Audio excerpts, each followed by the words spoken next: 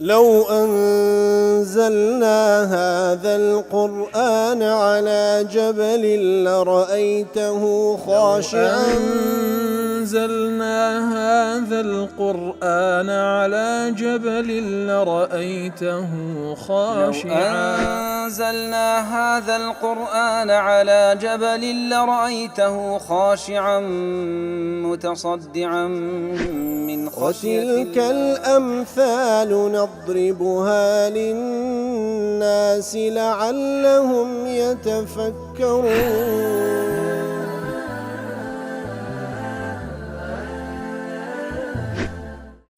الحمد لله والصلاة والسلام على رسول الله وعلى آله وصحبه ومن والاه. السلام عليكم ورحمة الله. برزان خوشحالم لوانەی 1111 لەوانەکانی تەفسیر قورئانی پیرۆز بێمەوە خزمەتتان بە مەبەستی ڕەزامەندی رب العالمین و هیوادارم ئێوەی ئاژ سوودی لێوەربگرن. أعوذ بالله من الشيطان الرجيم. بسم الله الرحمن الرحيم. قل لو شاء الله ما تلوته عليكم ولا أدراكم به فقد لبثت فيكم عمرا من قبله أفلا تعقلون. دیارە لە وەکو لەوانەکانی ڕابردوو لە ئاەت پێشووتر ڕەب العالەمین باسی کرد کە کەسانێک کە ئیمانیان بە ڕۆژی قیامەت و چوونە خزمەت پەروەردگار نییە، کاتێک کە ئاەتەکانی ئەڵڵا تەعالایان لێو دەخێندرێتەوە بە پێغەمبەر دەڵێن صلی الله عليه وسلم ئەتی بقورآن غەیری هذا ئەو بەدل، قورئانێکی دیکە غەیری ئەو قورئانمان لێو بینێ یان بیگۆڕە. ئیتر لەوێن دەرێ خوای گەورە سوبحانه وتعالى فەرمان پێغەمبەر دەکات صلی الله عليه وسلم قل ما يكون لي أن أبدله من تلقاء نفسي، لە بۆم نەهاتێکەوەم لە خودی خۆمەوە دەستکاری بکەم ئەوەی کەوا واجبی منە، ئەوەی کەوە تەنها بە وەحی لە بۆم دێ و لە خوا دەترسێم کە ئەگەر عیسیان و سەرپێچی بکەم لە عەزابی ڕۆژێکی گەورە. لێرەش دەفەرمی پێیان بڵێ ئەگەر ئەڵڵا تەعالە ویستی لەسەر بوایە ما تەلەوتوه عەلەیکم، ئەگەر ویستی لەسەر ئەوە بوایە نەم دەتوان لۆتان بخینمەوە ولا ئەدراکم به، و هەروەها گەر ویستی لەسەر بوایە ئەنگۆش پێتان نەدەگەیشت ئەو قورئانە. واتە شتەکە ویستی ئەڵڵایە سوبحانه وتعالى لە پێش ئەوەی ببی بە پێغەمبەر فەقەد لەبیت فیکم عمرا من قبله، 40 ساڵ پێشەوەی بتە پێغەمبەر لە ناویان ژیا بوو کەوا ناویان لێ ناو صادق الئەمین. دەی باشە لۆ لە خلالی ئەو 40 ساڵە شتێکی نەگوت کە وەکو ئەوان ئیتیهامی دەکەن بۆی کەوا والعیاذ بالله حاشاه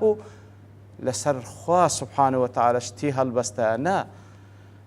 بەڵکو لە دوای 40 ساڵ بوو بە پێغەمبەری خوا عەلەیهی سڵات وەسەلام وەحی لۆ هاتوو ئەوەی کەوا باسی دەکا قورئانی پیرۆزە و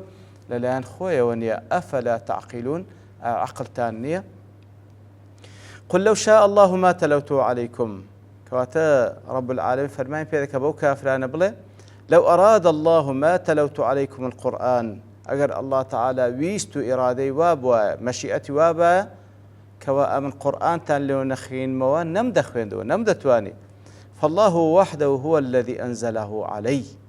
مثل الله تعالى كوا لبوم نداب زاندي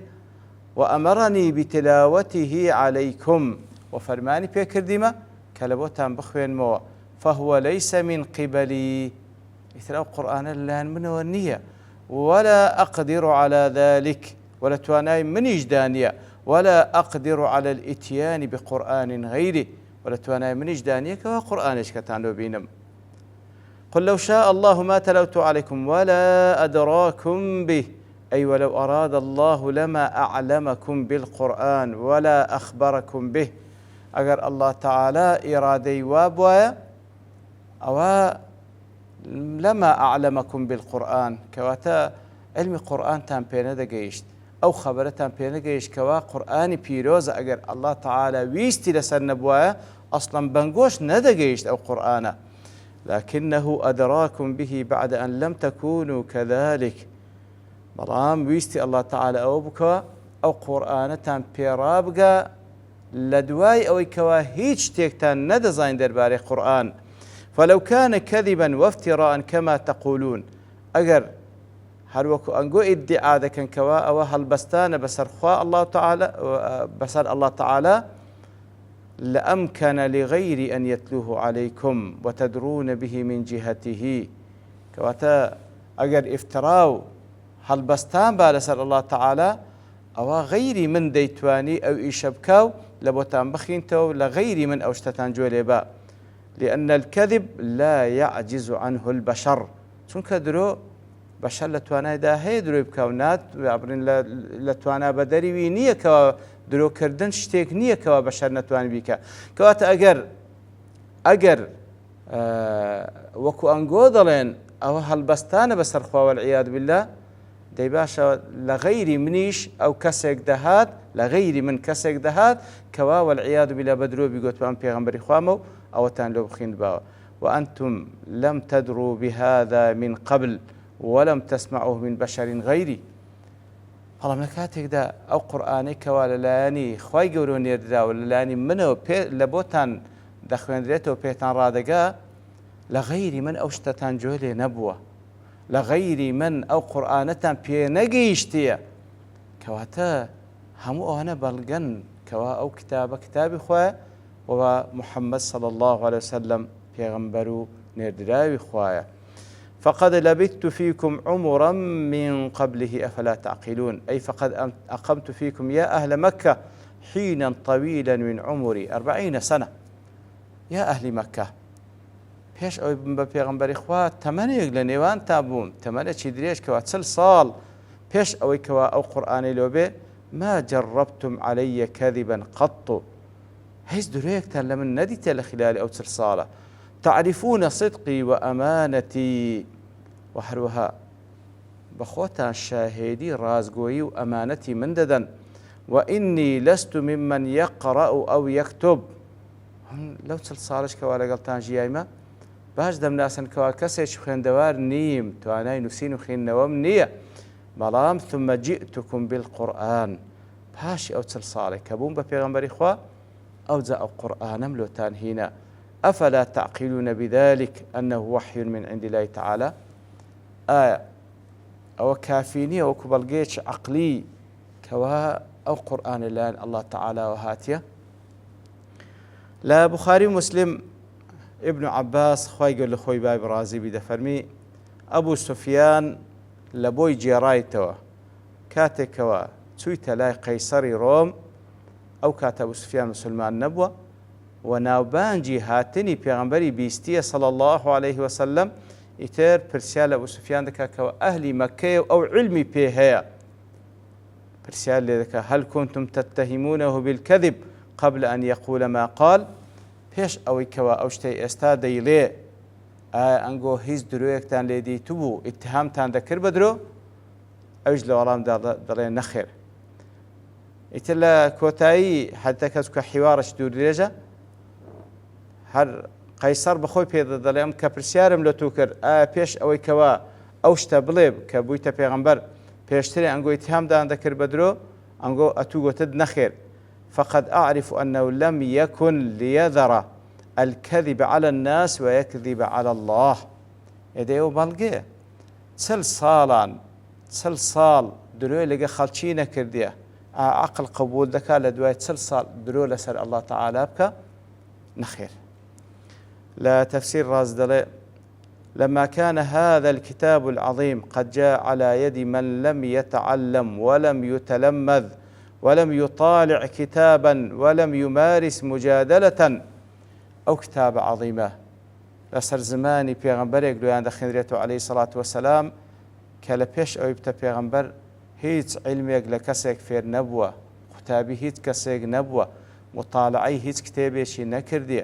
مجادلەی لەگەڵ هیچ کەسێک نەکردێ و ممارەسەی نەکردێ کەسێک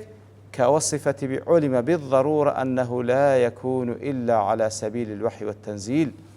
واتأوي كبيتي بيشكو من هيت نية تنهى وحي للان الله تعالى ولويدا بزيا وإنكار العلوم الضرورية يقدح في صحة العقل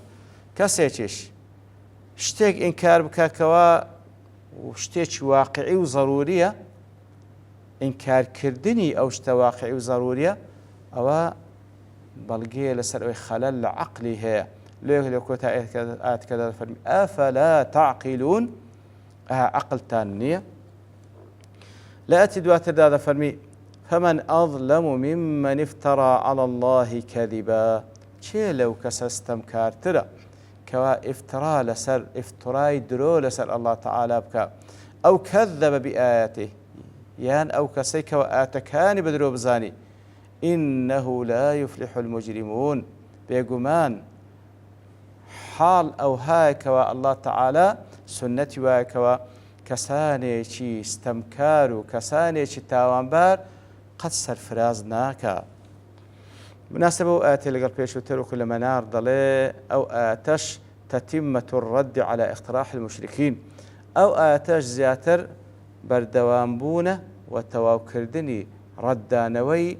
بيشنياري مشركة كان فإنه رد عليهم أولا ببيان حقيقة الأمر الواقع يكم زار خاي والرد دانو بويكوا بيان حقتي أو أمر أو كاريكر لواقع كوا وهو أن تبديل القرآن ليس من شأن الرسول صلى الله عليه وسلم في نفسه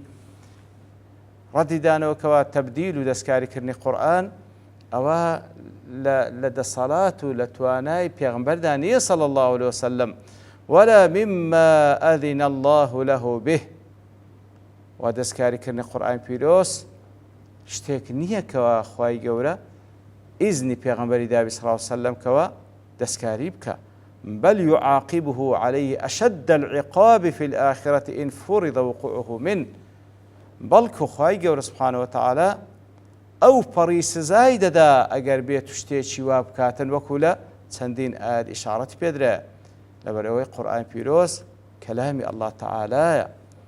ودوم خواي جور رد دانو بإقامة الحجة العقلية على أنه كلام الله إقامة حجة عقلية كل سريان كلام الله وأنه ليس في استطاعته صلى الله عليه وسلم الاتيان بمثله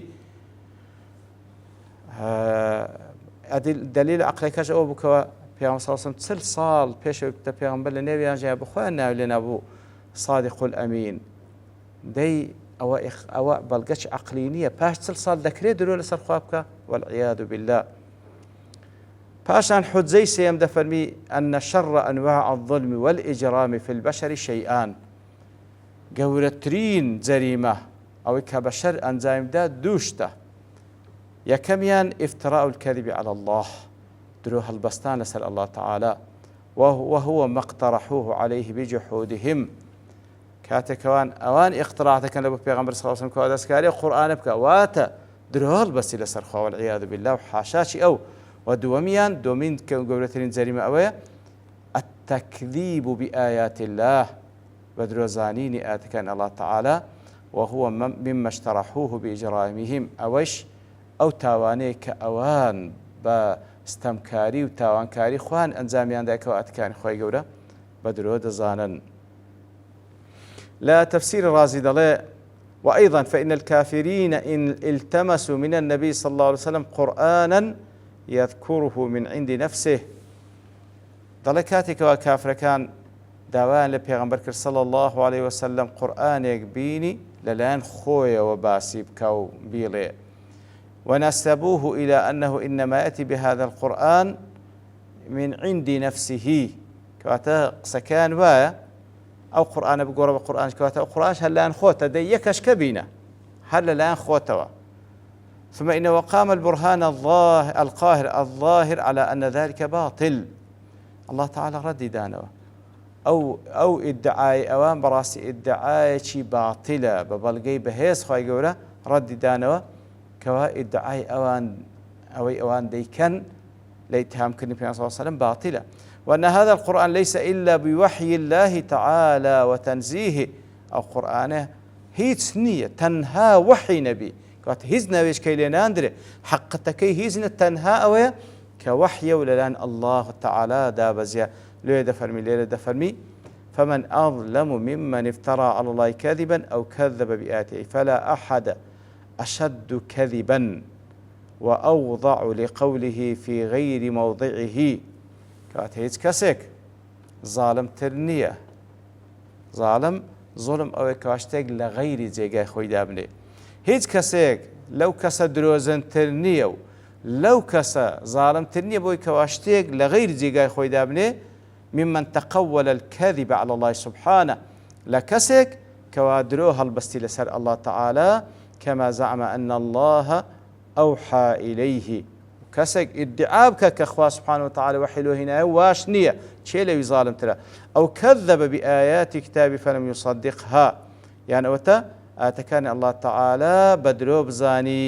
بدروب زاني وبراستي نزاني طبعا وش استفهامش استنكارية واتا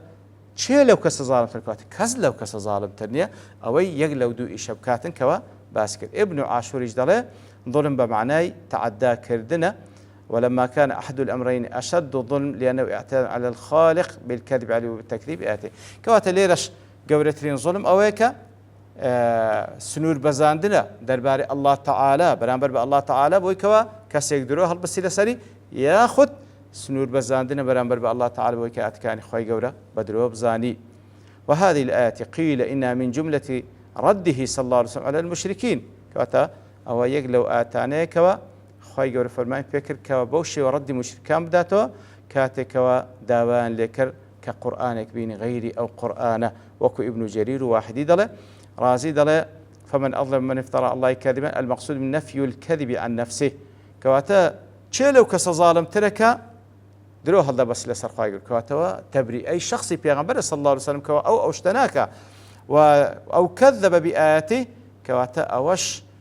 كاري مشركة كانوا هرشيش تندلبوا أوان كاتكوا آتكاني بدرود زانان إنه لا يفلح المجرمون أي إنه لا يفوز الكافرون كواتا الله تعالى بهي الشيوائك كسانش مجرم وكافر كوا قورترين زريمة كفرة خواهي يقول سرفرازي أنك شوكاني ضله لا يفلح المجرمون تعليل لكون لا أظلم ممن افترى الله كذبا أو كذب أي لا يظفرون بمطلوب ولا يفوزون بخير كواتا أو كسي كوا درو هەڵدە بەسی لەسەر خوای گەورە یان ئاتکان بە درۆ دەزانی ئەو کەسە مجریمە کە مجریمیشە فەلاح نابی واتە ئەوەی کە دەیەوێت جێبەجێ نابی ئەوەی کەوا ئەو لێی دەترسێ لێی دەفع نابی بە هیچ شێوێک باڵی سەرفراز و فەلاح نابی کەواتە ئەی ئەشەئن واتە سنەتی الله تعالى ئەوەی کە کەسانێکی مجریم و کافر سەرفراز نابن نە لە دنیا نە لە قیامەت وصلى الله وسلم على نبينا محمد وعلى آله وصحبه أجمعين وآخر دعوانا الحمد لله رب العالمين. لو أنزلنا هذا القرآن على جبل لرأيته خاشعا أنزلنا هذا القرآن على جبل لرأيته خاشعا أنزلنا هذا القرآن على جبل لرأيته خاشعا